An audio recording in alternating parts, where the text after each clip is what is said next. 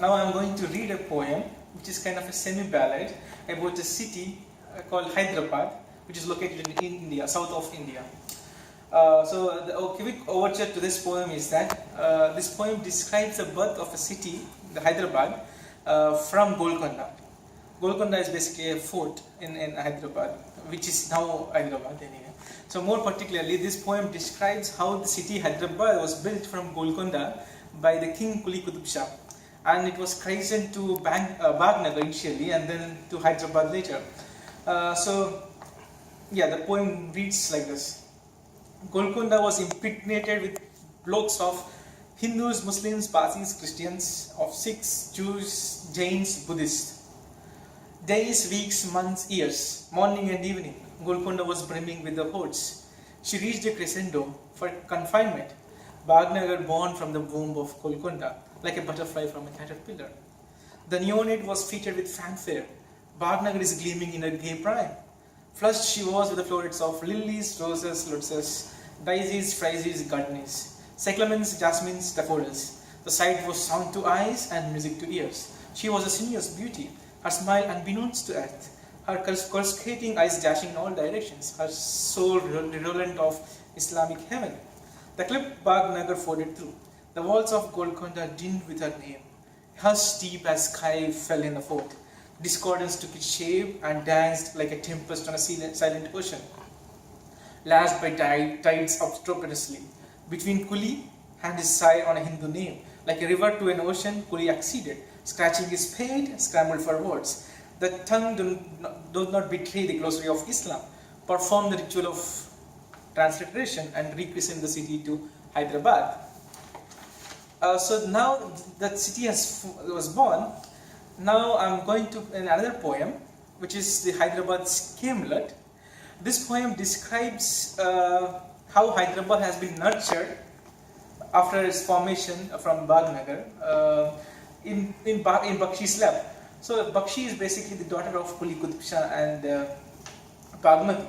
So this poem mainly describes how she nurtured the city and how Hyderabad extended her boundaries by accepting everyone, and how she is viewed around the world, and how her gustatory pleasures gave the world her ambrosia, the world famous Hyderabad Biryani, and finally the envy it mustered in the faraway land.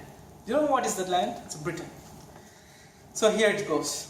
Hyderabad started forming words, like a child in a crib, morning and evening, greeted by multitudes that swell like a sea fed by rivers, besotted by her unearthly charm. Behold, an eyes couldn't contain her, cosseted and coddled in Bakshi's lap, her skin glistening like a silver moon, her dainty lips sprawling spoon, from Charminar to Aurangabad, from Raichur to Adilabad. Her speech strident, voice like a lion's roar, as a clip in Arabic said so. Like a waxing gibbous to full moon, her greatness crossed boundaries, countries, continents, accepting her home like earth men, both good and bad. Her love was shimmering like an ocean under the moonlings. She became the prose, she became the poem, she became the intrigue, she became the life.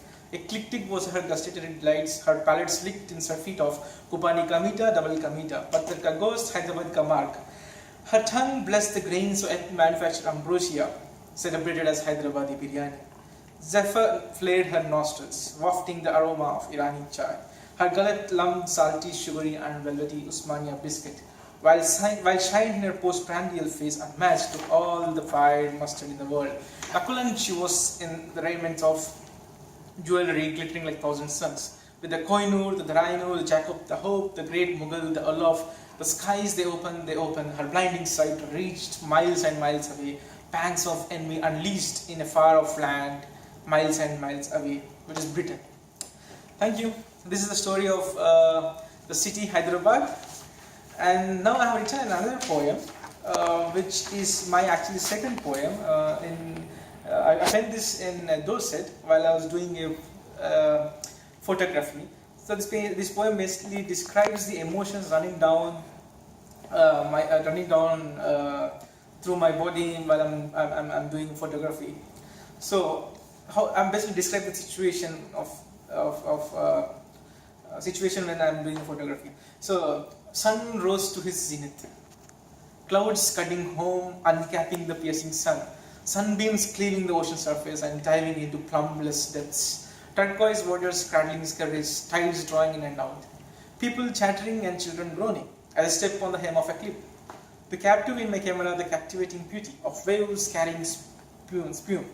Tripod is set aloft, zephyr tailgating. I stand in abeyance with Olympus until the gnawing wind ebb, for you to behold the bewitching photograph. Thank you. So, these are my two poems. One is on the Hyderabad city. Basically it's 3 poems, but first 2 poems combine to form one poem, and second is the Dorset. And so I owe my, I never ventured into this before, but this is my first time, and I thank my friend Darius for encouraging me and for persuading, for persuading and for encouraging and for his encouragement, and also he's recording this video. So I thank him, and thank you everyone for watching. Bye bye.